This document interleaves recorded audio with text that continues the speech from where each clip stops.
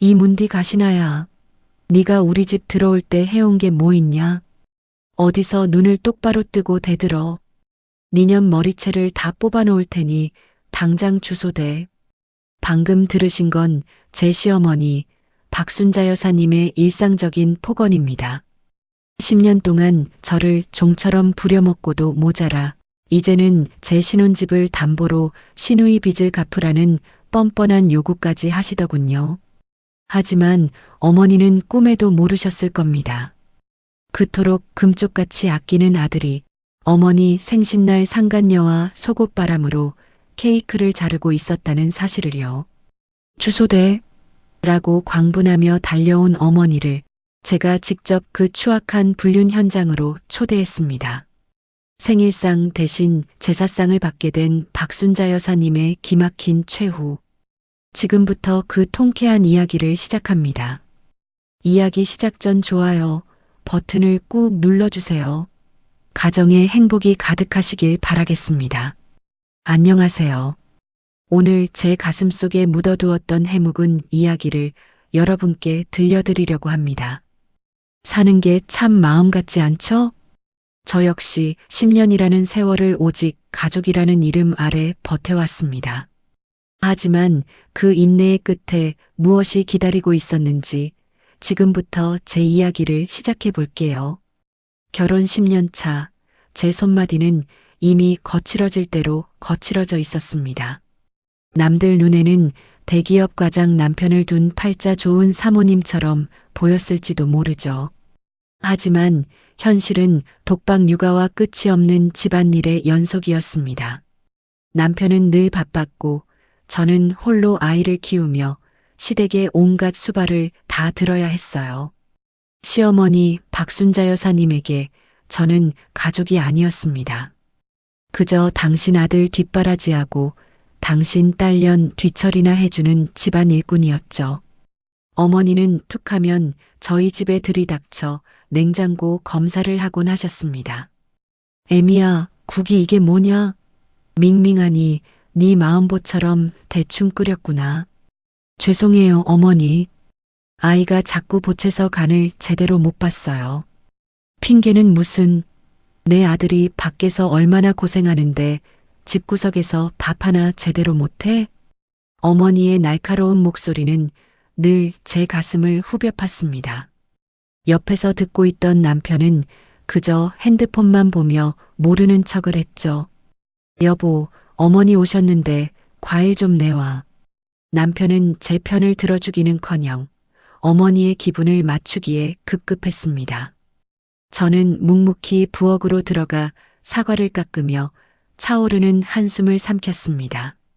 그러던 어느 날 평소보다 훨씬 험악한 표정으로 시어머니와 시누이 경아가 들이닥쳤습니다. 경아는 눈이 퉁퉁 부은 채로 제 뒤에 숨다시피 서 있었죠. 어머니는 거실 소파에 앉자마자 대뜸 소리를 지르셨습니다. 애미야, 진호 어디 갔냐? 당장 나오라 그래. 남편은 아직 퇴근 전이에요, 어머니. 무슨 일인데 경아 아가씨가 울고 있어요? 말도 마라. 이 가시나가 기어이 사고를 쳤어. 주식인가 뭔가 하다가 전세금을 홀랑 다 날려먹었다잖냐. 저는 가슴이 철렁 내려앉았습니다. 경아가 무리하게 투자를 한다는 소문은 들었지만 전세금까지 건드렸을 줄은 몰랐거든요. 잠시 후 퇴근한 남편이 들어오자 거실은 아수라장이 되었습니다. 언니, 오빠 나 좀 살려줘. 당장 다음 달에 집 비워줘야 하는데 어떡해? 경아는 남편의 바짓가랑이를 붙잡고 늘어졌습니다.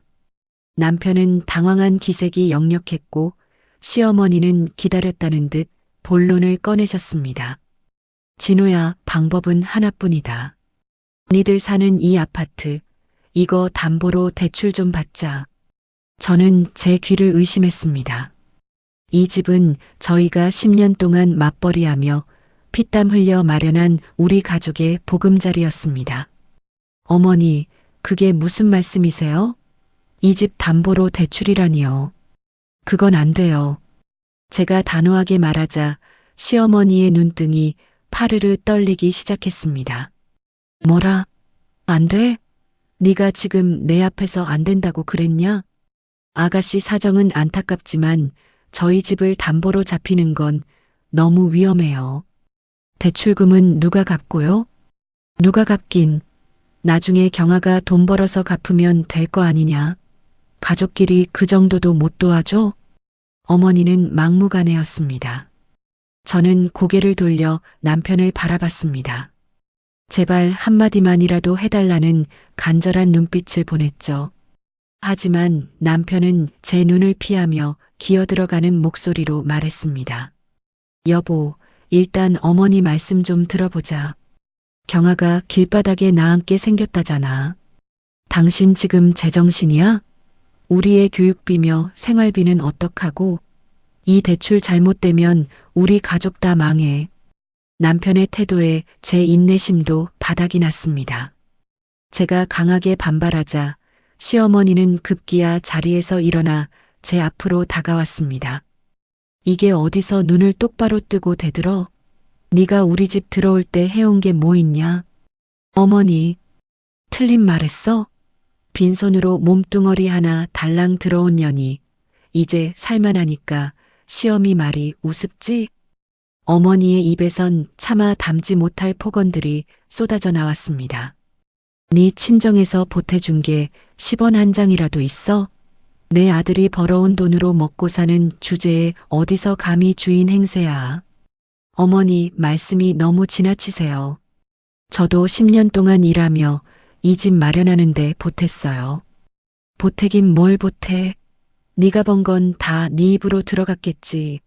니년 머릿속엔 오직 네 새끼랑 네 배 채울 생각밖에 없지.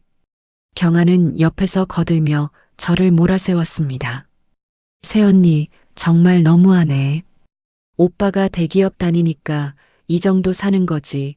언니 혼자였으면 이런 집 꿈이라도 꿨겠어? 남편은 여전히 입을 꾹 다문 채 바닥만 보고 있었습니다. 가장 믿었던 사람의 침묵은 시어머니의 매질보다 더 아프게 다가왔습니다. 제 가슴에는 이미 커다란 대못이 박혀버렸죠. 박순자 여사님은 분이 풀리지 않는지 제 어깨를 거칠게 밀치며 마지막 쐐기를 박았습니다. 주말까지 인감도장 준비해놔. 내 아들 집 내가 담보 잡겠다는데 며느리 따위가 어디서 토를 달아. 절대 못 드려요. 이건 제 집이기도 하니까요. 뭐, 이 문디 가시나가 끝까지 천벌을 받을련. 네가 그러고도 우리 집 며느리냐? 당장 여기서 꺼져. 어머니는 제 얼굴에 삿대질하며 고함을 지르셨습니다. 10년의 세월이 무색해지는 순간이었죠. 저는 텅 빈 눈으로 거실 한복판에 서 있었습니다. 독박 육아와 살림으로 헌신했던 지난 날들이 머릿속을 스쳐 지나갔습니다. 제가 지켜온 이 가정이, 제가 사랑했던 이 사람들이 과연 그럴 가치가 있는 존재들이었을까요? 가슴 한구석에서 차가운 바람이 불어오기 시작했습니다. 눈물조차 나오지 않는 서늘한 분노가 제 온몸을 감쌌습니다. 결국 그날 밤 시어머니와 경아는 욕설을 퍼부으며 집을 나갔습니다. 남편은 한참 동안 베란다에서 한숨만 쉬다가 방으로 들어갔죠. 저는 불 꺼진 거실에 홀로 앉아 거칠어진 제 손을 내려다보았습니다. 효도라고요? 아니요, 이건 강도질이에요. 혼잣말이 어둠 속으로 흩어졌습니다. 10년 차 결혼 생활의 요약은 이토록 비참하고 쓸쓸했습니다. 하지만 이것은 시작일 뿐이었죠. 제 가슴에 박힌 대못이 도끼가 되어 흐르기 시작한 그런 밤이었습니다. 시어머니인 박순자 여사는 입만 열면 아들 자랑을 늘어놓으셨습니다. 우리 진호가 대기업 과장 아니냐? 동네 사람들이 다 나를 부러워해. 어쩜 저렇게 효자냐고 말이야. 어머니에게 남편은 세상에 둘도 없는 완벽하고 고귀한 존재였습니다. 그 완벽함의 이면에서 제가 얼마나 속이 타들어가고 있는지는 전혀 안중에도 없으셨죠. 애미야, 너는 전생에 나라를 구한 줄 알아라. 우리 진호 같은 아들을 어디서 또 만나겠니? 능력 있지, 잘생겼지, 거기다 효심까지 지극하잖니. 박순자 여사의 목소리는 늘 자신감에 차 있었습니다. 저는 그저 쓴웃음을 지으며 묵묵히 과일을 깎아 올릴 뿐이었습니다. 네, 어머니. 남편이 밖에서 고생이 많죠. 고생만 하니? 대기업에서 그렇게 인정받는 게 쉬운 일인 줄 알아? 너는 남편 퇴근하면 발이라도 씻겨줘야 해. 금쪽 같은 내 아들 기죽이지 말고 잘 보필하란 말이다. 어머니의 잔소리는 매번 같은 패턴으로 반복되었습니다. 하지만 그 금쪽 같은 아들은 최근 들어 부쩍 변하기 시작했습니다. 야근이라는 핑계는 전매 특허가 되었고 외박을 하는 날이 눈에 띄게 늘어났습니다. 여보, 오늘도 많이 늦어? 아기가 아빠 얼굴 본 지가 며칠째인데. 전화기 너머로 들려오는 남편의 목소리는 예전과 달리 차갑고 건조했습니다. 프로젝트 마감이라 오늘도 회사 근처에서 자야 할 것 같아. 미안한데 당신이 애 좀 잘 챙겨. 벌써 이번 주만 3번째 외박이야. 아무리 바빠도 몸 생각은 해야지. 나라고 좋아서 이러겠어? 다 우리 가족 먹여 살리려고 고생하는 거잖아. 당신은 집에서 편하게 있으니까 내 고충을 모르지. 자꾸 전화해서 사람 피곤하게 하지 마. 남편은 오히려 저를 탓하며 서둘러 전화를 끊어버렸습니다. 전화기가 끊긴 뒤의 적막함은 제 가슴을 서늘하게 훑고 지나갔습니다. 정말 회사 일 때문일까요? 제 안의 불안함은 작은 불씨가 되어 서서히 몸집을 키워갔습니다. 그러던 어느 날 남편이 며칠 만에 집에 들어와 곧장 욕실로 들어갔습니다. 저는 산더미처럼 쌓인 남편의 세탁물을 정리하려다 멈칫했습니다. 코끝을 찌르는 낯선 향기 때문이었습니다. 제가 쓰는 섬유유연제 냄새도 남편이 평소 사용하는 스킨 냄새도 아니었습니다. 달콤하면서도 진한 누군가의 살결에서나 풍길 법한 관능적인 여자의 향수 냄새였죠. 순간 심장이 덜컥 내려앉는 기분이었습니다. 저는 떨리는 손으로 남편의 와이셔츠 깃을 자세히 살펴보았습니다. 하얀 천위에는 연분홍빛 화장품 자국이 선명하게 남아 있었습니다. 누군가 남편의 목덜미에 깊게 얼굴을 묻지 않고서는 생길 수 없는 위치였습니다. 아니야, 설마 그럴 리가 없어.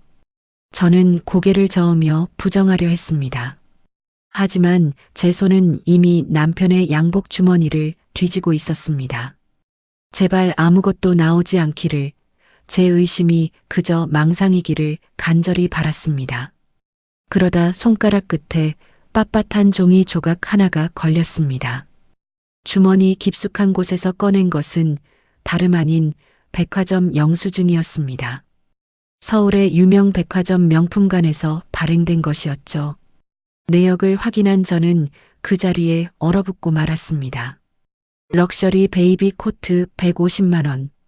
눈앞이 아찔해지며 숨이 막혀왔습니다. 저희 아이는 이미 초등학생이라 이런 아기 옷이 전혀 필요 없었습니다. 더군다나 이 정도 금액의 옷을 살 만큼 저희 집 가게 형편은 여유롭지 못했죠. 남편은 늘 제게 아끼라고 잔소리를 퍼붓던 사람이었습니다. 여보, 애 옷을 뭐 그렇게 비싼 걸 사? 금방 크는데 대충 시장에서 사 입혀. 돈 귀한 줄을 알아야지. 제 아이에게 티셔츠 한 장 사주는 것도 아까워하던 남편이었습니다. 그런 그가 150만 원이라는 거금을 들여 이름 모를 누군가의 아동복을 샀다니요. 배신감에 온몸이 부들부들 떨렸습니다. 영수증의 날짜를 보니 지난주 금요일이었습니다. 그날 남편은 중요한 미팅 때문에 지방에 내려가야 한다고 말했던 날이었습니다. 모든 것이 거짓이었습니다. 야근도 출장도 피곤함도 전부 저를 속이기 위한 연극이었던 것이죠. 박순자 여사가 입이 마르도록 칭찬하던 그 효자 아들은 집 밖에서는 전혀 다른 삶을 살고 있었습니다. 욕실에서 들려오는 물소리가 마치 남편의 뻔뻔한 비웃음처럼 들려왔습니다.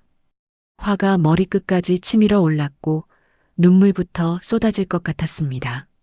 하지만 저는 눈물을 훔치고 입술을 꽉 깨물었습니다. 지금 제가 해야 할 일은 우는 것이 아니었습니다. 손가락이 파르르 떨렸지만 정신을 집중했습니다. 남편이 샤워를 마치고 나오면 평소처럼 다정하게 말을 걸어야 할 것입니다. 그가 방심한 틈을 타서 진실의 조각을 하나라도 더 잡아내야 하니까요. 여보, 샤워 다 했어? 오늘 많이 피곤해 보이네. 저는 거울 속에 제 표정을 정돈했습니다. 서늘하게 식어버린 제 눈동자에는 더 이상의 애정은 남아있지 않았습니다.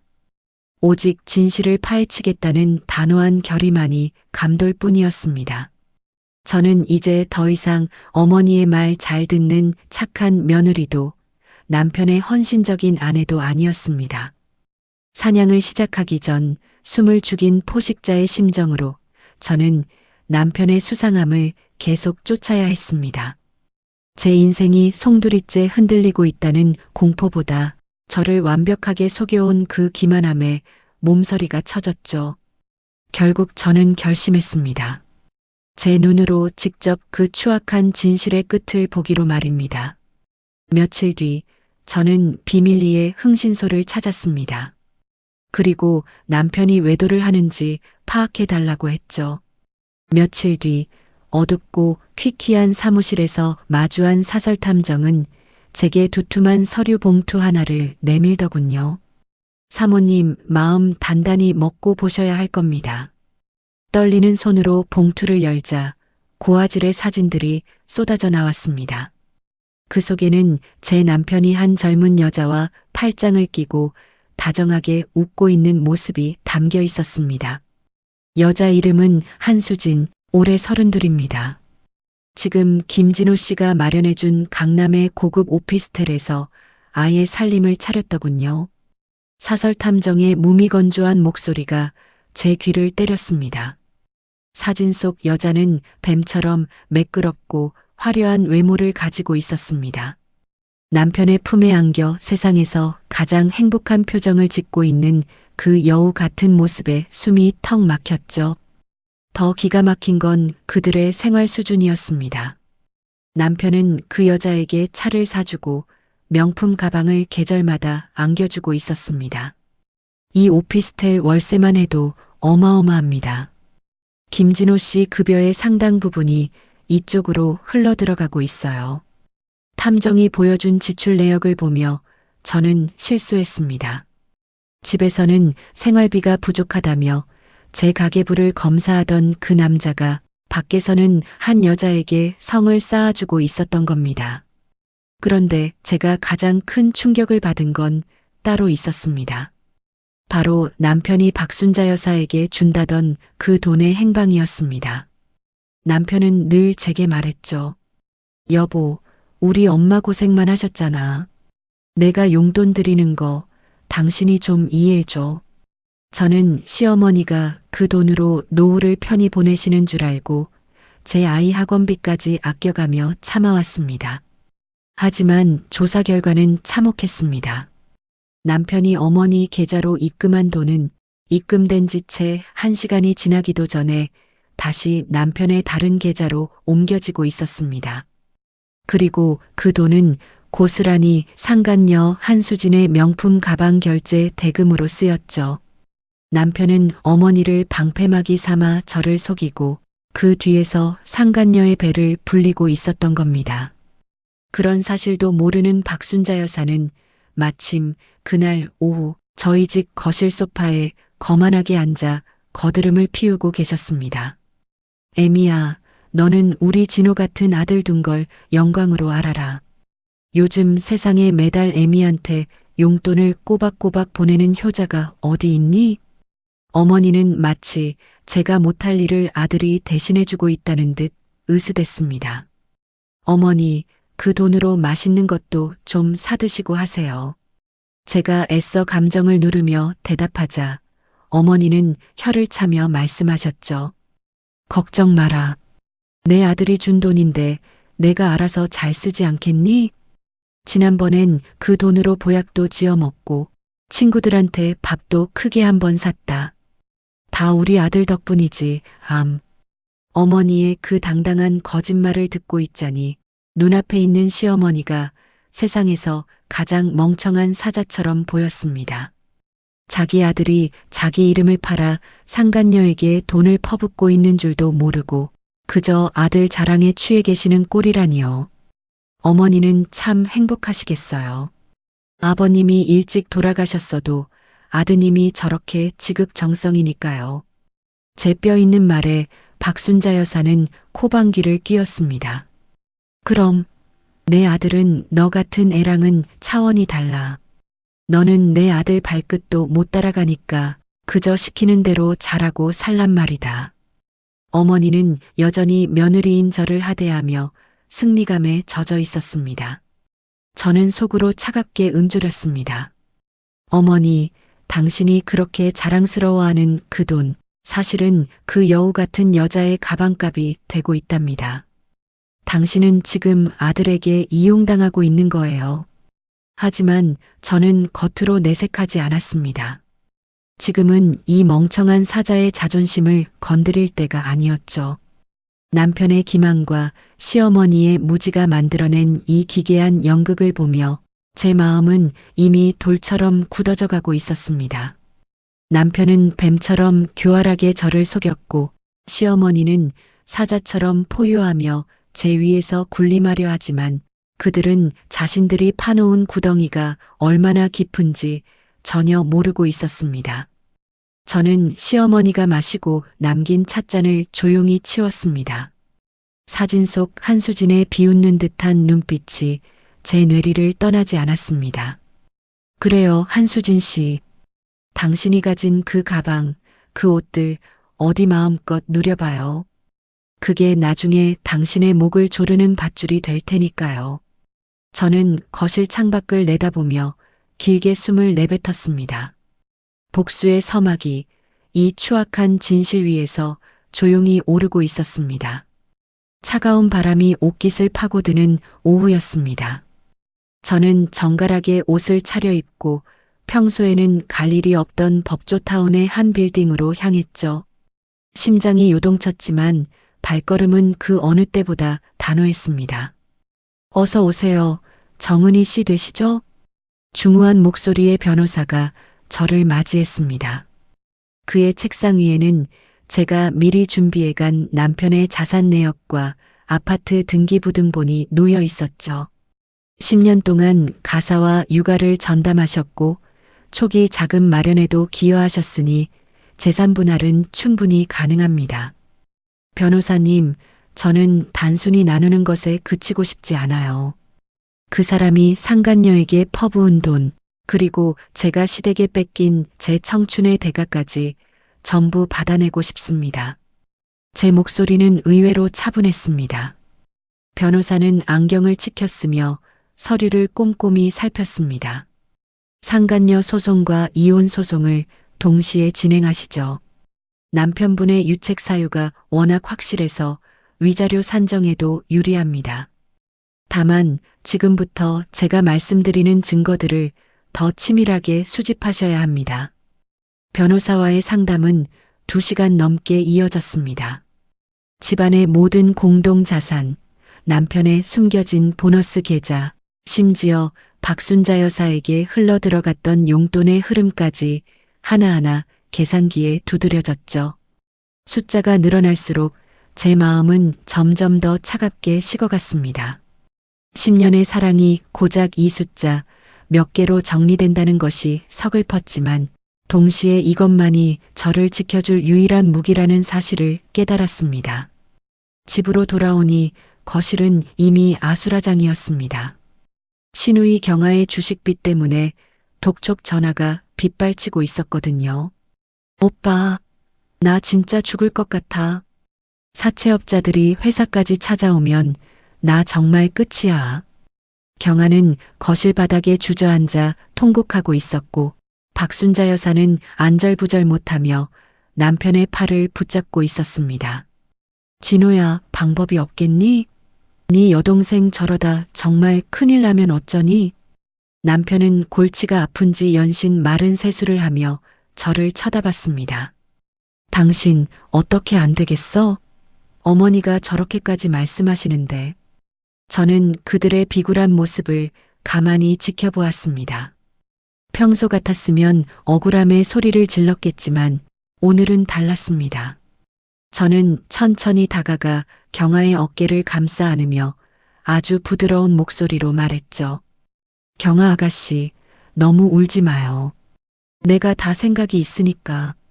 제 돌발 행동에 세 사람의 시선이 동시에 저에게 꽂혔습니다. 박순자 여사가 믿기지 않는다는 듯 눈을 크게 떴습니다. 애미야, 방금 뭐라고 했냐? 네가 생각을 했다고? 네, 어머니. 가족이 제일 중요한 건데 제가 너무 제 욕심만 부린 것 같아요. 남편하고도 상의해 봤는데 이 집 팔아서 경아 아가씨 빚 갚는데 보태기로 했어요. 거짓말은 의외로 술술 나왔습니다. 남편의 눈이 휘둥그레졌고 박순자 여사는 제 손을 덥석 부여잡았습니다. 아이고, 애미야. 네가 정말 큰 결심을 했구나. 그래, 역시 우리 집 식구는 너밖에 없다. 얼마 전까지 저를 문디 가시나라고 부르며 구박하던 사람이라고는 믿기지 않을 만큼 따뜻한 태도였죠. 저는 안방으로 들어가 미리 준비해둔 작은 상자를 들고 나왔습니다. 어머니, 이게 제 인감도장이에요. 집 내놓으려면 필요하실 테니 어머니가 보관하고 계세요. 제가 가지고 있으면 자꾸 마음이 약해질 것 같아서요. 저는 상자를 시어머니의 손에 꼭 쥐어주었습니다. 박순자 여사는 마치 금덩이라도 얻은 양상자를 품에 꼭 안았습니다. 오냐, 오냐. 걱정 마라. 내가 잘 가지고 있다가 좋은 가격에 집 나가는 대로 처리하마. 진호야, 너 마누라 잘 뒀다. 이제야 사람 노릇을 하는구나. 어머니는 싱글벙글 웃으며 경아를 데리고 방으로 들어갔습니다. 하지만 그들은 알지 못했습니다. 그 상자 안에 든 인감도장은 이미 제가 분실 신고를 하고 새로 발급받기 전에 폐기된 도장이라는 사실을요. 저는 그저 그들의 눈을 가리기 위한 가짜패를 던졌을 뿐입니다. 그날 밤 저는 남편이 거실에서 술에 취해 잠든 틈을 타 그의 스마트폰을 집어들었습니다. 손가락 끝이 미세하게 떨렸지만 침착함을 유지했죠. 잠금 패턴은 이미 며칠 전 봐두었습니다. 화면이 열리자마자 쏟아지는 한수진과의 적나라한 메시지들. 자기야, 오늘 사준 가방 너무 예뻐. 응, 수진아. 우리 수진이가 좋아하면 오빠는 다 좋아. 저는 떨리는 손으로 하나하나 화면을 캡처했습니다. 그들이 함께 간 여행지의 사진, 호텔 결제 내역, 그리고 남편이 상간녀의 아이에게 사준 명품 옷을 입힌 인증샷까지. 동영상 파일함에는 차마 눈뜨고 보기 힘든 다정한 모습들이 가득했습니다. 저는 그 모든 자료를 제 이메일과 클라우드로 전송했습니다. 다음 날부터 저는 더욱 철저하게 착한 며느리 연기를 이어갔습니다. 박순자 여사가 원하는 음식을 미리 차려내고 경아의 투정에도 웃으며 맞장구를 쳐주었죠. 어머니, 이 갈비찜 좀 드셔보세요. 어머니 생신 때도 제가 이렇게 정성껏 차려드릴게요. 아이고, 우리 애미가 최고다. 그동안 내가 너를 오해했었나 보다. 박순자 여사는 제가 던진 미끼를 덥석 물고는 저를 전적으로 신뢰하기 시작했습니다. 그녀의 머릿속에는 이미 이 집을 팔아 아들 용돈을 챙겨주고 딸 빚을 갚을 생각만 가득했겠죠. 하지만 저는 그들이 방심하는 그 틈을 타서 변호사가 요청한 추가 자료들을 차곡차곡 모았습니다. 남편의 카드 사용 패턴을 분석해 상간녀와 자주 가는 식당과 단골 호텔의 리스트를 뽑았고 블랙박스 메모리 카드도 수시로 확인하며 그들의 이동 동선을 파악했습니다. 당신 요즘 왜 이렇게 잘해줘? 무슨 꿍꿍이 있는 거 아니야? 어느 날 저녁 남편이 의심쩍은 듯 물었습니다. 저는 남편의 넥타이를 매만져주며 눈을 맞췄습니다. 꿍꿍이는 무슨 그냥 우리 가족 다 같이 행복하게 살고 싶어서 그렇지. 남편은 제 말에 안심한 듯 너털웃음을 터뜨리며 제 허리를 감싸 안았습니다. 그의 손길이 닿는 곳마다 소름이 돋았지만 저는 억지로 웃음을 지어 보였습니다. 사냥꾼은 짐승이 덫에 완전히 들어올 때까지 절대 기척을 내지 않는 법이니까요. 서재 책상 달력에는 박순자 여사의 생신날이 빨간 동그라미로 표시되어 있었습니다. 그날은 박순자 여사가 고대하던 성대한 생일 파티 날이자 제가 준비한 진짜 선물이 공개될 날이기도 했습니다. 저는 거울 앞에 서서 제 얼굴을 찬찬히 뜯어보았습니다. 10년 동안 구박받던 가련한 며느리의 얼굴은 온데간데 없고 오직 목표를 향해 치밀하게 움직이는 차가운 복수자의 얼굴만이 남아 있었습니다. 당신들 기대하세요. 당신들이 원하던 그 완벽한 가족의 결말이 어떤 모습일지. 창밖으로 어둠이 짙게 깔리고 있었지만 제 마음속은 그 어느 때보다 환하게 타오르는 분노로 가득 차 있었습니다. 오랜 시간 참아온 만큼 그 끝은 아주 처절하고도 달콤할 것입니다. 저는 조용히 눈을 감으며 다가올 폭풍을 기다렸습니다. 본격적인 복수의 카운트다운이 시작되고 있었습니다. 변호사님에게 마지막 메시지를 보냈습니다. 준비 끝났습니다. 그날 바로 진행해 주세요. 답장은 짧고 명료했습니다. 네, 알겠습니다. 저는 핸드폰을 끄고 깊은 잠을 청했습니다. 아주 오랜만에 꿈도 꾸지 않는 평온한 밤이었습니다. 이제는 그들의 목을 죄는 올가미가 되어 빛나고 있었습니다. 저는 이제 그저 시간의 흐름에 몸을 맡기기만 하면 되었습니다. 운명의 톱니바퀴는 이미 돌아가기 시작했으니까요. 아무것도 모르는 채 코를 골며 자는 남편의 옆모습을 보며 저는 마지막으로 차가운 조소를 머금었습니다. 당신들의 세상이 무너질 시간이 얼마 남지 않았습니다. 마지막까지 행복을 만끽하시길 바랍니다. 그 행복이 클수록 추락의 고통은 더더욱 처참할 테니까요. 저는 그 고통을 아주 가까이서 가장 우아하게 지켜볼 생각입니다. 제 10년의 세월에 대한 최소한의 예의로 말이죠. 드디어 박순자 여사의 65번째 생신날이 다가왔습니다. 노인들에게 65세는 단순한 생일 이상의 의미가 있나 봅니다. 어머니는 몇 달 전부터 동네방네 자랑을 하고 다니셨죠. 우리 아들이 이번에 나 환갑 때 안 한 잔치까지 아주 성대하게 해준다 그랬어. 호텔 뷔페? 에이, 그런 건 정성이 없지. 우리 며느리가 손맛이 보통이 아니거든. 내가 이번에 동네 사람들 다 불러서 제대로 한상 대접할 테니까 다들 오라고. 집으로 돌아온 어머니는 기세등등하게 저를 불러 세우셨습니다. 애미야, 내 말 똑똑히 들어라. 이번 생일엔 내가 개 모임 친구들부터 앞집 할멈까지 다 불렀다. 적어도 20명은 넘을 게야. 어머니, 20명이나요? 집에서 그 인원을 다 대접하기는 무리일 것 같은데요. 제 걱정 섞인 대답에 어머니는 눈을 부라리셨습니다. 뭐가 무리야? 네가 손만 좀 빨리 놀리면 되는걸. 메뉴는 내가 다 정해놨으니까 토 달지 마라. 갈비찜은 기본이고 전도 5종류는 붙여야 해. 신선한 회도 좀 떠오고 잡채랑 구절판도 올려라. 무조건 호텔 뷔페급으로 차려내란 말이다. 어머니의 명령은 단호했습니다. 마치 제가 요술이라도 부리는 사람인 줄 아시는 모양이었죠. 옆에서 듣고 있던 남편도 거들었습니다. 여보, 어머니 생신이잖아. 이번 한 번만 고생 좀 해줘. 내가 장 보는 건 도와줄게. 당신이 언제 장 보는 걸 도와줬다고 그래? 이번엔 정말 장난 아니야. 아이, 내가 이번엔 진짜로 도와준다니까. 우리 엄마 체면 좀 세워주자. 응? 남편은 제 어깨를 두드리며 평소처럼 상황을 무마하려 했습니다. 저는 속으로 차가운 미소를 지으며 고개를 끄덕였습니다. 알았어요. 어머니가 원하시는 대로 아주 특별한 상을 차려드릴게요. 생신 전날 저는 시장을 산더미처럼 봐왔습니다. 거실 가득 쌓인 식재료를 보며 박순자 여사는 흐뭇한 미소를 지으셨죠. 그래, 진작 이랬어야지.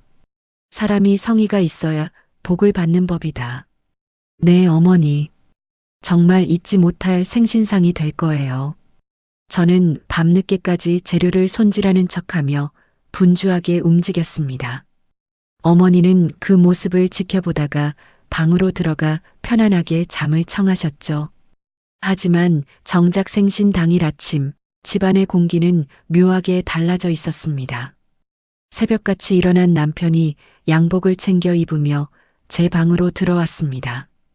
여보, 나 진짜 미안해서 어쩌지? 회사에 갑자기 비상 걸렸어. 지금 당장 지방으로 출장 가야 한대. 뭐? 오늘 어머니 생신이잖아. 손님들도 다 오기로 했는데 당신이 없으면 어떡해? 저는 당황한 연기를 하며 남편을 붙잡았습니다. 나도 미치겠어. 본부장님이 직접 지시한 거라 안 갈 수가 없네. 어머니한테는 당신이 설명 좀 잘해줘. 나 지금 바로 나가봐야 해. 남편은 제 대답도 듣지 않고 도망치듯 집을 빠져나갔습니다. 지방 출장이라니요.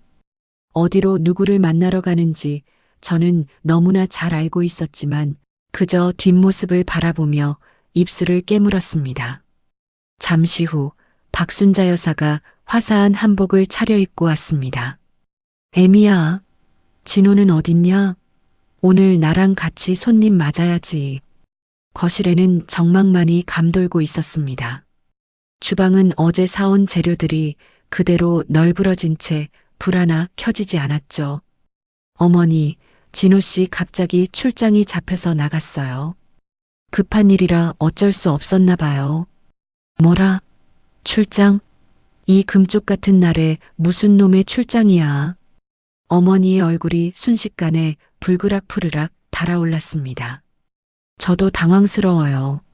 그리고 저도 사실 친정에 급한 일이 생겨서 지금 바로 가봐야 할 것 같아요. 제 말에 박순자 여사는 뒷목을 잡으며 소리를 질렀습니다. 뭐라고? 너 지금 제정신이냐? 손님들이 몇 시에 오기로 했는데 지금 어딜까? 죄송해요, 어머니. 저도 갑자기 급한 사정이 있어서요. 제가 지금 나가봐야 할 것 같아요. 저는 대충 가방을 챙겨 현관으로 향했습니다. 이 문디 가시나야. 어딜 가? 네가 가면 이 상은 누가 차려? 내 생일은 어떡하고.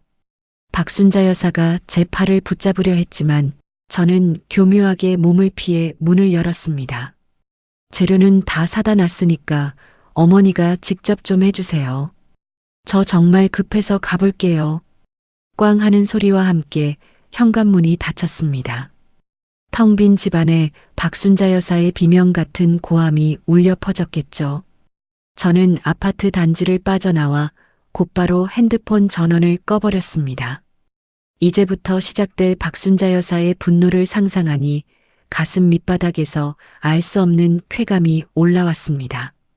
박순자 여사는 혼자 남겨진 거실에서 미친 듯이 전화를 돌리기 시작했을 겁니다. 가장 먼저 아들인 남편에게 전화를 했겠죠. 하지만 남편은 상간녀와 달콤한 시간을 보내느라 어머니의 전화를 받을 리 만무했습니다.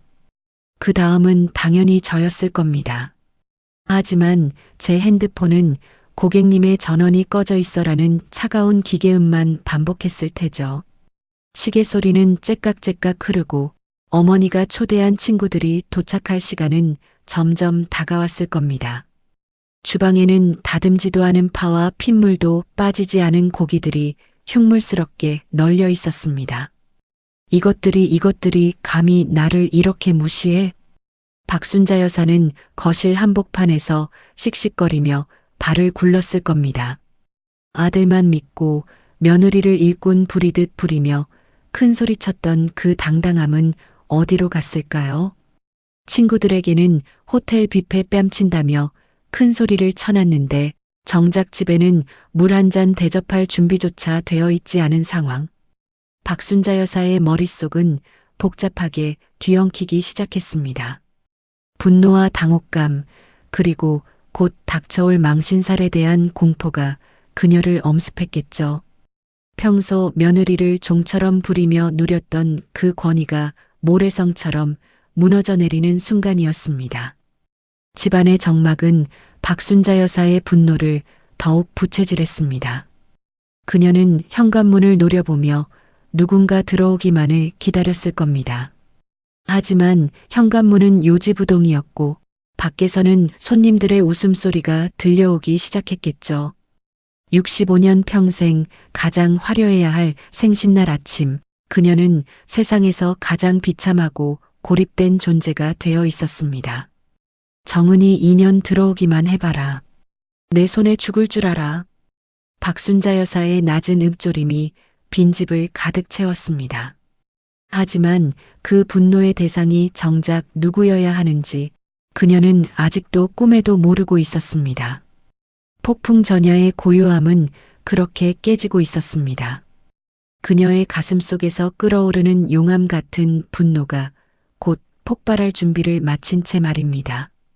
저는 멀리서 그 광경을 상상하며 조용히 미소 지었습니다. 진짜 파티는 이제부터니까요. 박순자 여사님, 그렇게 기다리시던 생신 파티는 이제 시작입니다. 당신이 원하던 대로 아주 성대하고 기막힌 파티가 말이죠. 텅 빈 집에서 홀로 끓어오르는 당신의 그 화가 오늘의 가장 맛있는 첫 번째 요리가 될 겁니다. 저는 차를 몰고 미리 예약해둔 조용한 카페로 향했습니다. 오늘 하루는 누구의 방해도 받지 않고 이 고요를 즐길 생각입니다. 박순자 여사의 65세 생신은 이렇게 완벽하게 시작되고 있었습니다. 폭풍이 몰아치기 직전 가장 어두운 새벽처럼 말입니다. 과연 그녀는 그 빈집에서 어떤 결단을 내릴까요? 친구들이 초인종을 누르는 순간 그녀의 그 뻣뻣한 고개는 어떻게 꺾이게 될까요? 생각만 해도 짜릿한 전율이 몸을 감싸 안았습니다. 저는 카페 창밖을 보며 따뜻한 차 한 잔을 들이켰습니다. 분노로 미쳐버릴 것 같은 시어머니와 거짓말을 일삼는 남편. 그들이 만든 지옥 속에서 저는 비로소 자유를 느꼈습니다. 오늘 박순자 여사님의 생신을 진심으로 축하드립니다. 정오가 조금 지난 시간 전원을 켜자마자 예상대로 폭풍 같은 전화가 쏟아졌습니다. 제 핸드폰 진동이 카페 테이블 위를 미친 듯이 울려대기 시작했습니다. 화면에는 시어머니라는 세 글자가 선명하게 떠 있었죠. 저는 잠시 호흡을 가다듬고 가장 비참하고 서러운 목소리를 준비한 뒤 통화 버튼을 눌렀습니다. 이문디 가시나야. 너 지금 어디야?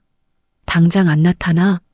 전화기 너머로 들려오는 박순자 여사의 목소리는 이미 이성을 잃은 상태였습니다. 주변에서는 웅성거리는 동네 사람들의 목소리도 섞여 들려왔죠. 어머님, 잘 안 들려요. 무슨 일이세요? 무슨 일? 인연이 지금 몰라서 물어? 내 친구들이랑 앞집 할멈까지 다 와서 거실에 앉아 있는데 물 한 잔 대접할 게 없다. 네가 호텔 뷔페 차려낸다며. 이게 무슨 개망신이야. 박순자 여사는 숨이 넘어갈 듯 씩씩거렸습니다. 평소 체면을 목숨보다 귀하게 여기던 분이니 동네 사람들 앞에서 당한 이 수모가 얼마나 뼈아팠을지 상상이 가고도 남았죠. 아이고, 순자네 며느리가 아주 효부라고 자랑을 그렇게 하더니 순뻥이었네. 그러게 대기업 과장 아들 뒀다고 유세를 떨더니 밥 한 끼 안 차려주고 도망을 가? 전화기 너머로 들려오는 친구분들의 비아냥거리는 소리에 박순자 여사는 비명을 질렀습니다.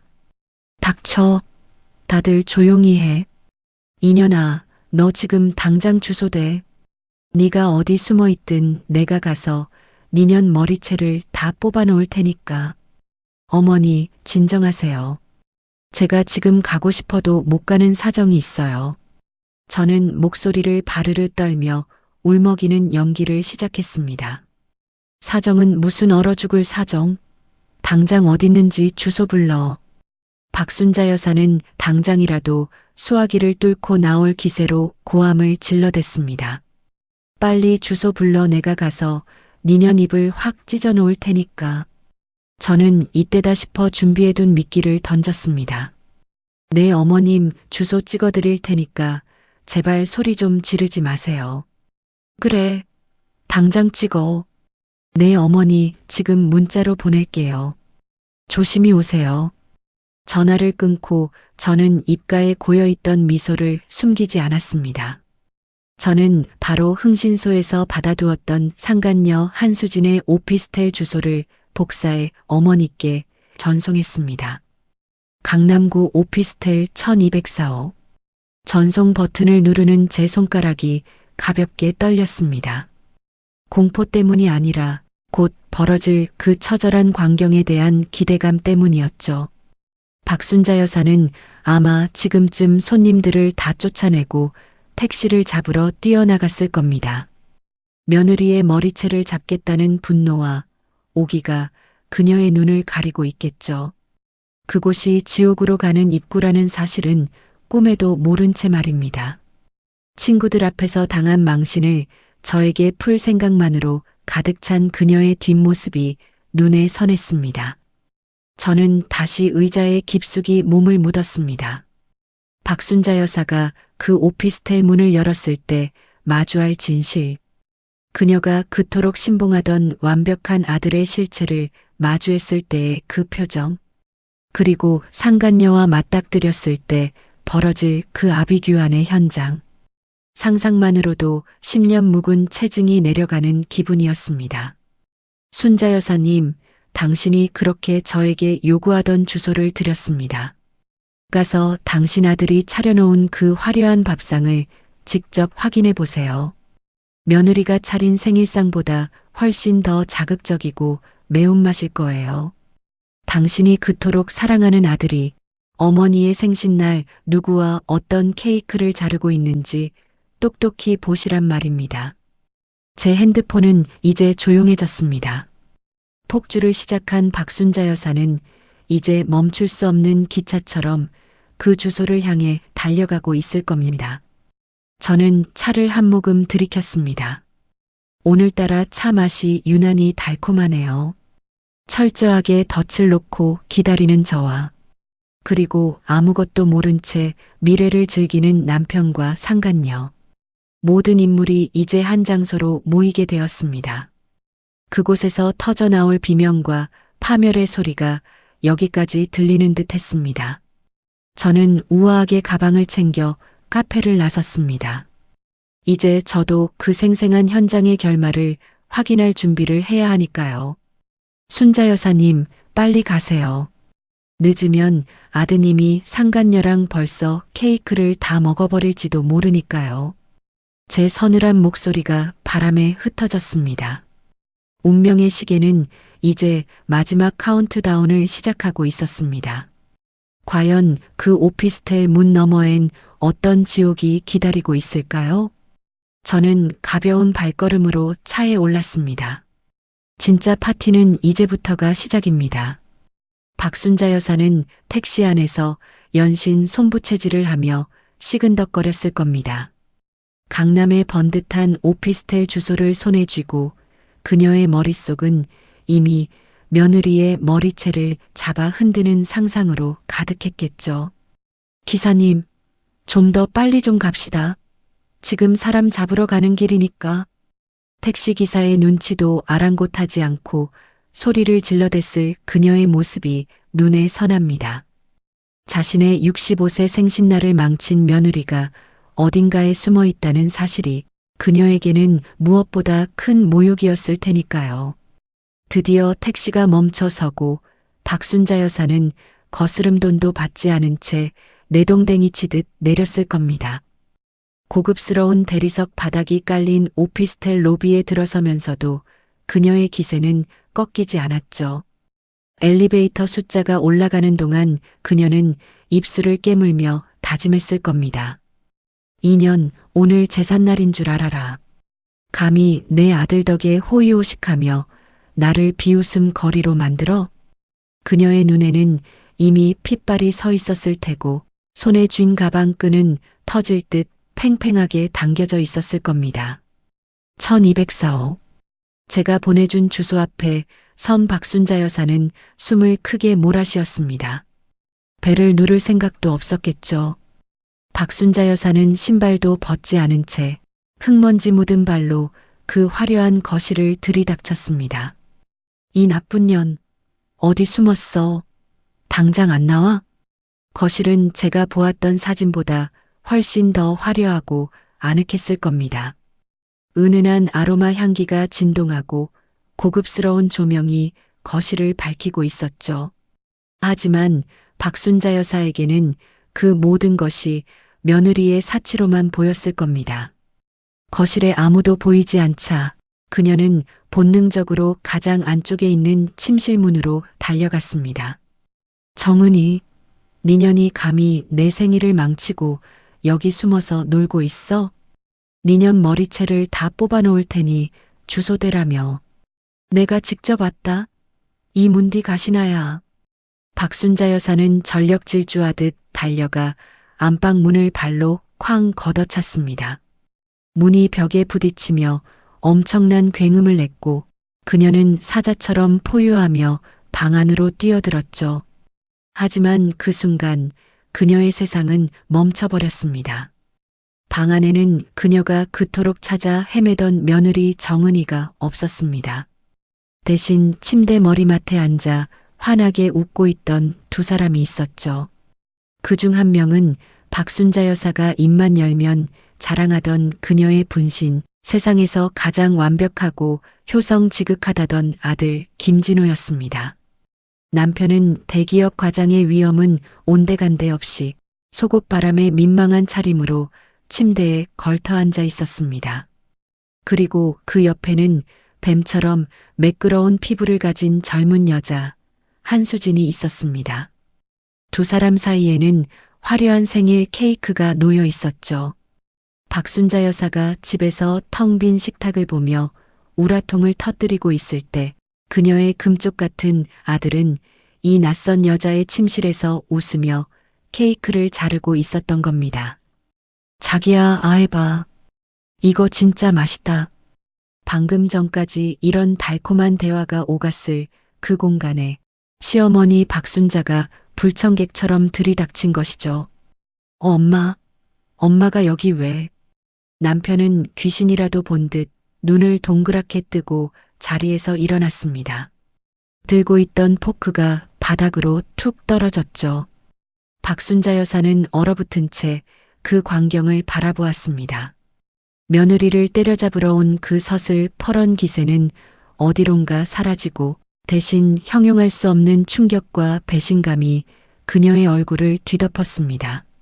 너 진호, 너 네가 왜 여기 있어? 출장 갔다더니 지방 간다더니 왜 네가 여기서 이러고 있어? 박순자 여사의 목소리가 가늘게 떨렸습니다. 그녀의 시선은 아들의 민망한 옷차림에서 옆에 앉은 낯선 여자에게로 옮겨갔습니다. 한수진은 당황하는 기색도 잠시, 오히려 인상을 찌푸리며 박순자 여사를 위아래로 훑어보았습니다. 이 할머니 뭐야? 진호 씨, 이 사람 누구야? 왜 남의 집에 신발 신고 들어와서 난리야? 한수진의 날카로운 목소리가 방 안을 찔렀습니다. 박순자 여사는 숨이 막히는 듯 가슴을 움켜쥐었습니다. 자신의 생일날 아들을 믿고 며느리를 지옥으로 몰아넣으려 했던 그녀의 계획이 정작 자신의 아들이 만든 지옥 속으로 자신을 밀어넣은 꼴이 된 것이죠. 이게 다 뭐야? 네가 왜 여기 있고 이 가시나는 또 누구야? 박순자 여사는 미친 사람처럼 소리를 지르기 시작했습니다. 하지만 남편은 어머니를 달래기는커녕 제일 먼저 한수진의 눈치를 보며 허둥지둥 옷을 챙겨 입었습니다. 엄마, 일단 나가. 나중에 설명할 테니까 제발 좀 나가라고. 아들의 그 비겁한 외침은 박순자 여사의 가슴에 비수처럼 꽂혔을 겁니다. 오피스텔의 화려한 조명 아래 지옥문은 그렇게 활짝 열려 있었습니다. 그 문 안으로 빨려 들어간 것은 며느리가 아니라 자신의 오만과 아들에 대한 맹신으로 눈이 멀었던 박순자 여사 자신이었던 것이죠. 저는 그 시각 차 안에서 이 모든 상황을 머릿속으로 그리며 조용히 타이머를 확인했습니다. 이제 곧 들려올 비명 소리를 기다리면서요. 박순자 여사님 어때요? 며느리 머리채를 잡으러 오신 기분이? 당신 아들이 차려준 그 특별한 케이크 맛은 어떤가요? 지옥문 너머에서 마주한 진실이 당신이 평생 먹어온 그 어떤 음식보다 짜고 비릴 텐데요. 방 안에서는 이제 본격적인 아수라장이 시작되려 하고 있었습니다. 박순자 여사의 비명과 남편의 당황한 변명, 그리고 상간녀의 고함이 뒤섞여 오피스텔 복도까지 흘러나오고 있었죠. 진정한 지옥은 이제부터가 시작입니다. 오피스텔 안방의 공기는 순식간에 비릿한 광기로 가득 찼습니다. 박순자 여사는 한참 동안이나 넋이 나간 듯 아들과 상간녀를 번갈아 보았죠. 하지만 그 충격은 오래가지 않았습니다. 그녀의 머릿속은 오직 하나, 자신의 생일을 망치고 아들을 홀려낸 저 여우 같은 가시나를 때려잡아야 한다는 일념뿐이었으니까요. 이 천부를 받으려나? 네가 감히 내 아들을 꼬셔? 박순자 여사는 찢어지는 듯한 비명을 지르며 한수진에게 달려들었습니다. 그녀의 거친 손이 공중을 휘저으며 한수진의 머리카락을 향해 뻗어나갔죠. 평소 며느리인 저에게 휘두르던 그 서슬 퍼런 기세 그대로였습니다. 하지만 한수진은 제가 당하던 것처럼 가만히 머리채를 잡혀줄 여자가 아니었습니다. 그녀는 날카로운 눈매를 빛내며 박순자 여사의 팔을 거칠게 쳐냈습니다. 이 미친 할망구 뭐야? 한수진의 입에서 나온 할망구라는 말에 박순자 여사는 뒷목을 잡으며 휘청거렸습니다. 뭐라? 할망구? 이 산 것이 어디서 감히? 당신이 이 사람 엄마면 다야? 근데 왜 남의 집에 무단 침입해서 난리야? 한수진은 오히려 콧대를 높이며 박순자 여사를 몰아세웠습니다.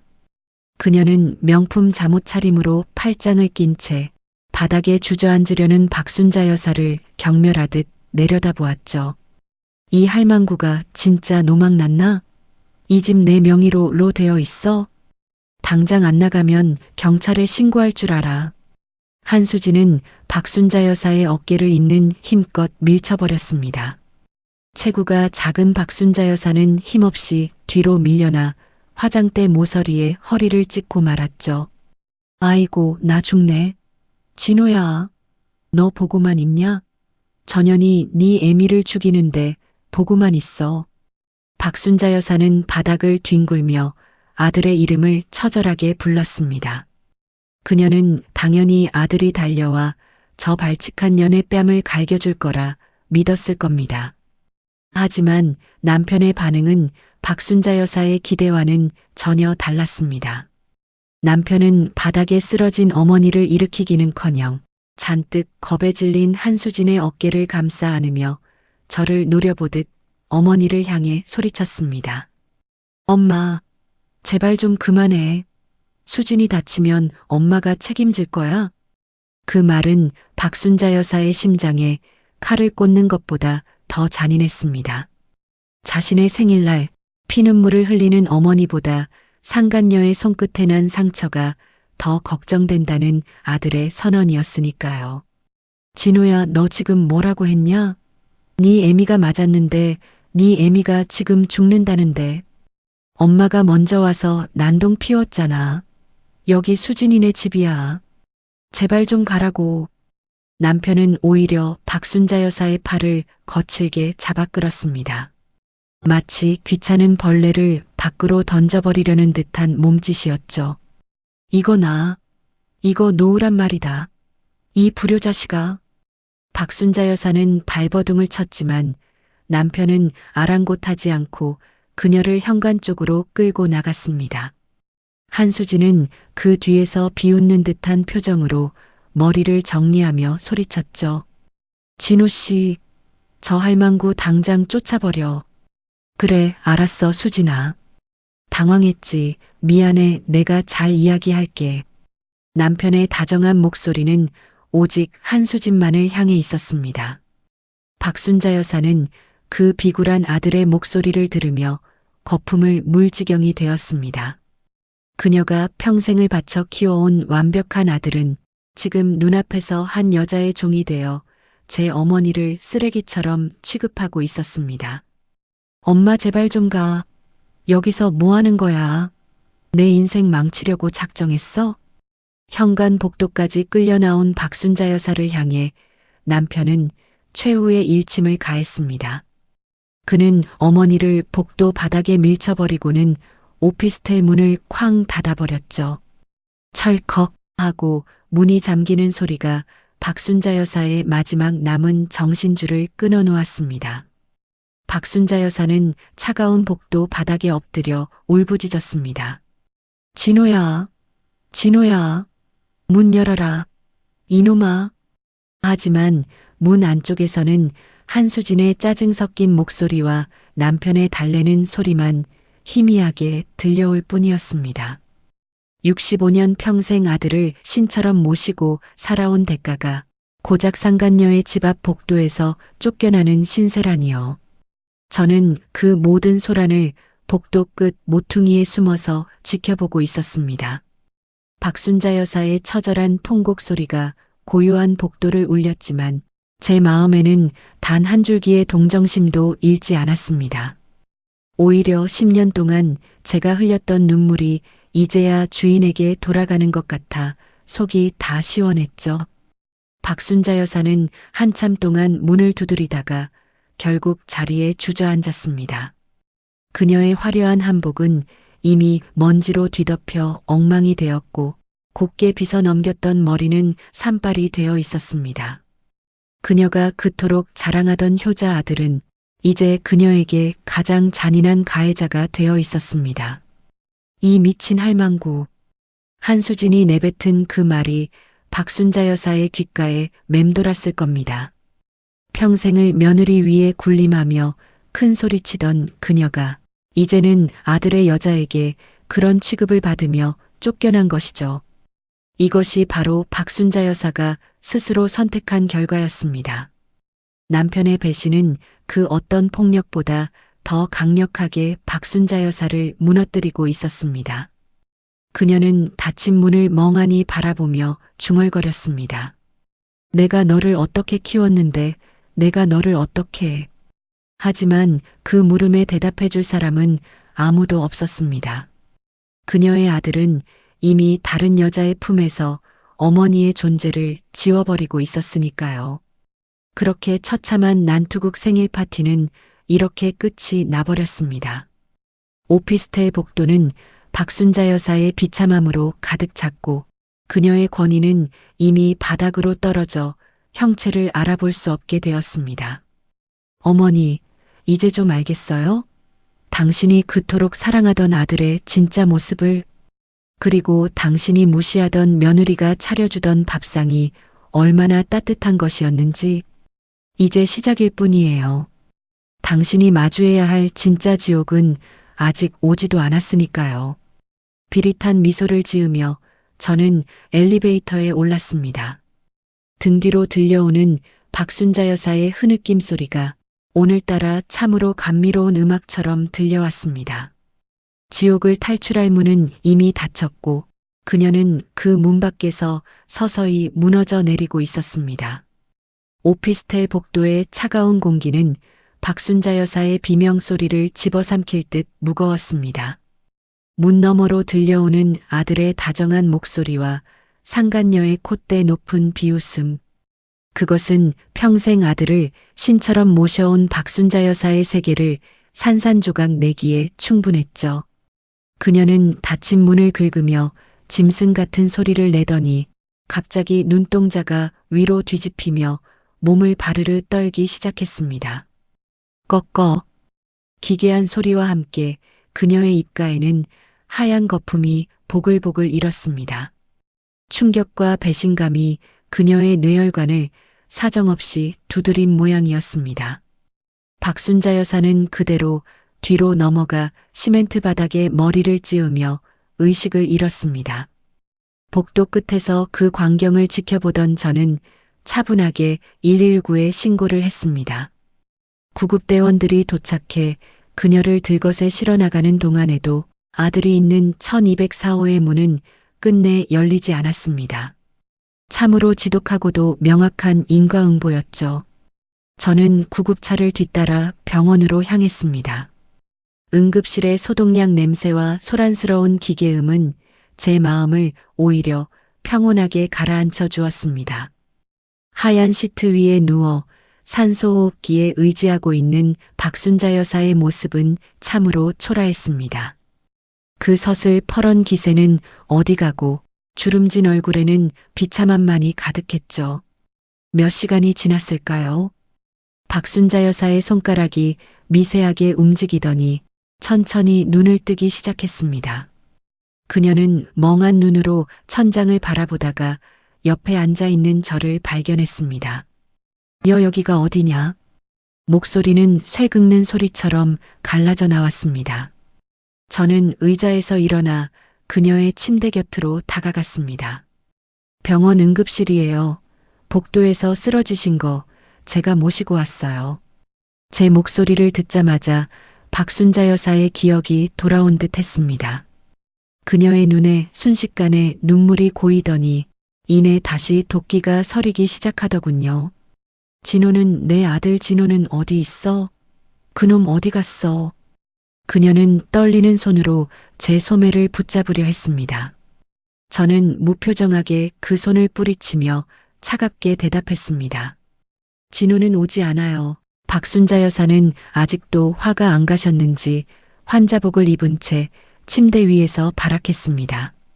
하지만 링거 바늘이 꽂힌 손은 힘없이 침대 시트만 긁어댈 뿐이었죠.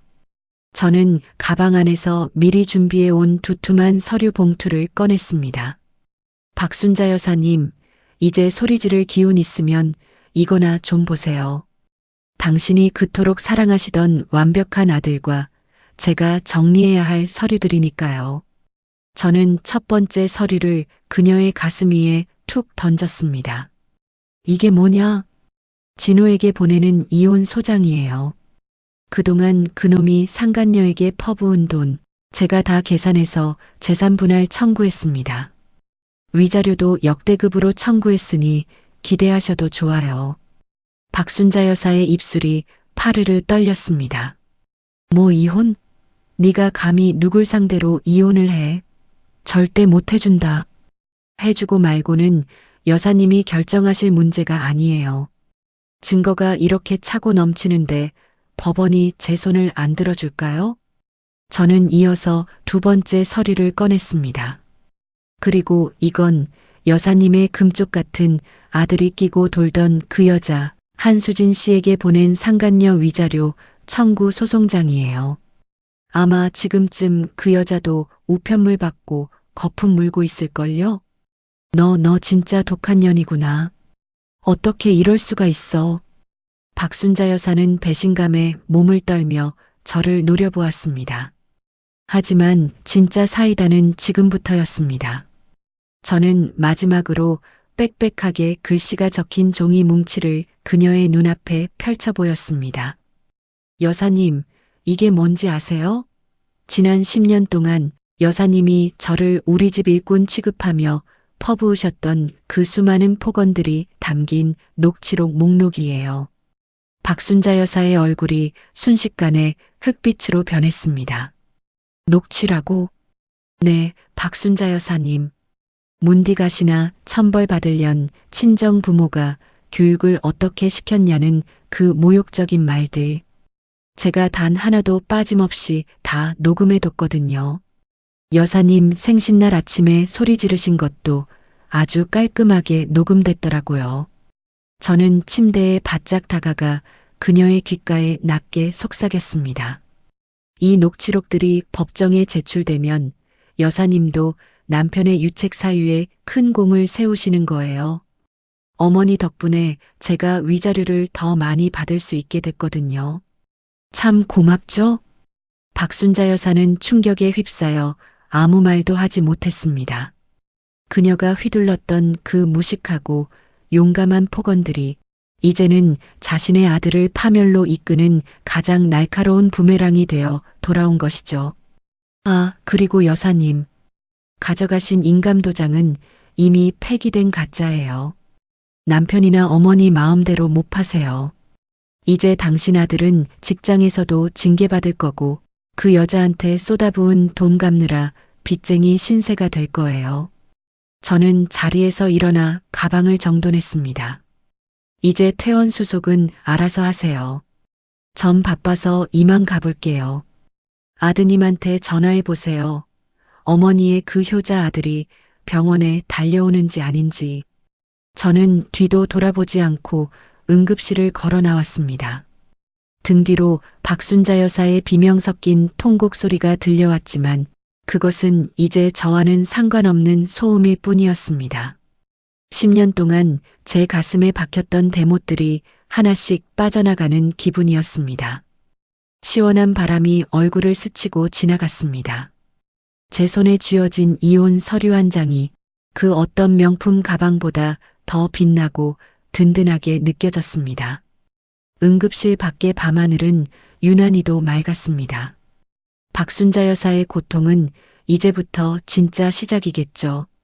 자신이 키운 괴물에게 잡아먹히는 그 참혹한 결말을 병원 침대에 누워 뼈저리게 느끼게 될 겁니다. 저는 차에 올라 시동을 걸었습니다. 내일은 변호사를 만나 최종 재산 분할 절차를 마무리 지어야 합니다. 제 인생의 새로운 장이 이 통쾌한 복수와 함께 활짝 열리고 있었습니다. 여사님 잘 들으세요. 생일상은 며느리가 차려주는 게 아니라 본인이 지은 죄로 직접 차리는 거랍니다. 오늘 당신이 받은 그 서류들이 바로 당신과 당신 아들의 마지막 만찬이 될 거예요. 저는 미소 지으며 가속 페달을 밟았습니다. 어둠을 뚫고 나가는 차의 불빛이 제 앞길을 환하게 비추고 있었습니다. 법원의 무거운 문이 닫히고 나니 비로소 10년이라는 긴 전쟁이 끝났음을 실감했습니다. 판결문은 제 손에 쥐어진 가장 완벽한 트로피였습니다. 남편의 명백한 외도와 폭언, 그리고 시댁 식구들의 부당한 대우가 모두 인정되었죠. 저는 저희 가족의 보금자리였던 아파트의 명의를 온전히 가져왔고 남편이 상간녀에게 퍼부었던 돈까지 계산에 넣어 막대한 위자료를 받아냈습니다. 여보, 아니 은희야, 제발 한 번만 다시 생각해주면 안 될까? 법원을 나서는 제 뒤를 따라오며 남편이 애처롭게 매달렸습니다. 한때는 빳빳하게 다려진 와이셔츠가 잘 어울리던 대기업 과장이었지만 지금 제 눈앞에 있는 남자는 초점 없는 눈동자의 수염이 거뭇하게 자란 패배자일 뿐이었죠. 아저씨, 이제 우리는 남남이지? 우린 이미 끝났어. 당신이 그 여자랑 케이크 자를 때 우리 사이도 같이 잘려나간 거야. 저는 멈추지 않고 차를 향해 걸어갔습니다. 나 정말 갈 곳이 없어. 수진이가 그 여자가 내 돈 다 챙겨서 잠적했단 말이야. 나 지금 빚 독촉 때문에 죽을 것 같아. 남편의 비굴한 외침이 등 뒤에서 들려왔지만 저는 눈길 한 번 주지 않았습니다. 남편은 상간녀 한수진에게 생활비를 대고 명품을 사주느라 제 이름 몰래 대출까지 끌었었더군요. 하지만 돈줄이 끊기자마자 그 여우 같은 여자는 본색을 드러냈습니다. 남편이 직장에서 징계를 받자 그녀는 오피스텔 보증금을 빼서 흔적도 없이 사라져버렸죠. 결국 남편은 상간녀에게 버림받고 빚쟁이들에게 쫓기는 신세가 되어 길바닥에 나앉게 되었습니다. 시댁의 비극은 여기서 끝이 아니었습니다. 주식 투자로 전세금을 날렸던 신우이 경아는 부족한 돈을 메우려다 지인들에게까지 손을 뻗어 결국 사기죄로 고소를 당했습니다. 언니, 제발 나 좀 살려줘. 나 감옥 가면 어떡해. 경아의 울부짖는 전화가 왔을 때 저는 조용히 전화를 끊어버렸습니다. 그녀가 제 신혼집을 담보로 대출받자고 뻔뻔하게 요구하던 그날 이미 그녀와 저 사이의 인연은 제가 되어 사라졌으니까요. 그로부터 몇 달 후 저는 우연히 박순자 여사의 소식을 듣게 되었습니다. 그토록 기세등등하던 박순자 여사는 아들의 파멸과 딸의 구속 위기를 겪으며 화병으로 쓰러졌다고 하더군요. 몸의 반쪽이 마비될 정도로 건강이 악화된 그녀는 지금은 사기죄 재판을 준비하며 하루하루 신경질적으로 변한 딸 경아의 단칸방에 얹혀 살고 있었습니다. 이 할망구가 진짜 밥 줬으면 됐지. 뭘 또 물을 달래. 단칸방 안에서는 경아의 날카로운 고함이 터져 나왔습니다. 경아야, 애미 목이 마르다. 물 한 잔만 다오.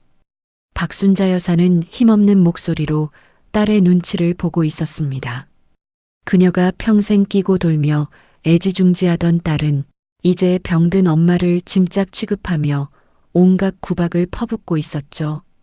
박순자 여사는 매일 밤 눈물로 베갯니들 적시며 통곡한다고 합니다. 아이고, 내가 왜 그랬을까.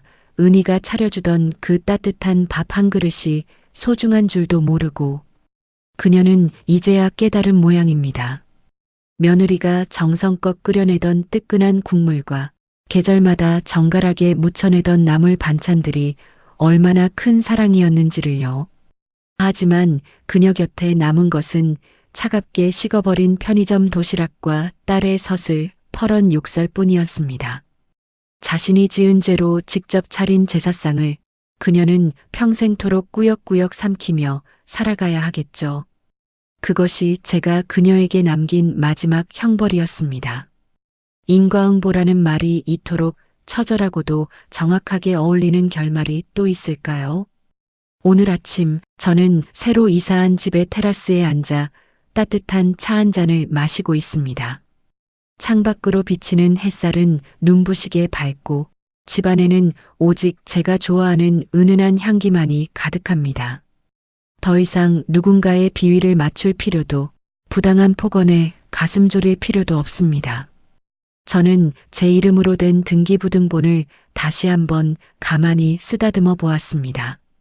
10년의 인내와 고통이 이 종이 한 장에 보상받는 것은 아니겠지만 적어도 앞으로 펼쳐질 제 삶의 든든한 울타리가 되어줄 것입니다. 거울 속의 저는 예전보다 훨씬 편안하고 우아해진 모습입니다. 입가에는 누구의 방해도 받지 않는 여유로운 미소가 번집니다. 은희 씨, 오늘 날씨 정말 좋죠? 이웃 주민의 다정한 인사에 저는 밝게 웃으며 답합니다. 네, 정말 행복한 아침이에요. 저는 찻잔을 내려놓고 깊게 숨을 들이마셨습니다. 지옥 같았던 연기 속에서 벗어나 저는 이제야 비로소 제 인생의 진짜 주인으로 살아가고 있습니다. 제가 되어 흩어진 그들의 삶 뒤로 제 삶은 이제 막 푸른 싹을 틔우기 시작했습니다. 과거의 상처는 흉터로 남겠지만 그 흉터는 제가 얼마나 강한 사람인지 증명해주는 훈장이 될 것입니다. 박순자 여사님, 그의 아들 진호. 당신들이 버린 그 따뜻한 밥상의 온기를 평생 그리워하며 사시길 바랍니다. 저는 이제 다시는 뒤돌아보지 않을 것입니다. 제 앞에는 오직 저만을 위한 찬란한 태양이 떠오르고 있으니까요. 차 한 모금을 머금으며 저는 조용히 혼잣말을 내뱉었습니다. 참 맛있다. 10년 만에 느껴보는 가장 완벽하고도 달콤한 자유의 맛이었습니다. 이렇게 제 기나긴 이야기는 마침표를 찍습니다. 지금까지 들어주신 여러분, 누군가의 희생 위에 쌓아 올린 행복은 결코 오래가지 못합니다. 진실은 반드시 밝혀지고 죄는 반드시 그 주인에게 돌아가는 법이죠. 제 복수국을 지켜봐 주셔서 진심으로 감사합니다. 저는 이제 저만의 평화로운 세상으로 걸어 들어갑니다. 모두 안녕히 계세요. 결국 뿌린 대로 거둔다는 말은 틀린 게 하나 없나 봅니다. 자식이 우상이고 며느리는 일꾼이라 믿었던 박순자 여사의 끝은 결국 본인이 판 구덩이였습니다. 여러분, 지금 곁에 있는 사람의 소중함을 잊고 살지는 않으신가요? 진심을 다했던 은희 씨의 눈물이 이제는 승리의 미소가 되어 참 다행입니다. 오늘 이야기가 여러분의 답답한 가슴에 작은 사이다가 되었길 바랍니다. 지금까지 세상만사였습니다. 여러분의 생각은 어떠신지 댓글로 자유롭게 남겨주세요. 구독과 좋아요는 제가 이야기를 만드는데 큰 힘이 됩니다. 다음에도 가슴 뻥 뚫리는 기막힌 사연으로 찾아뵙겠습니다. 감사합니다.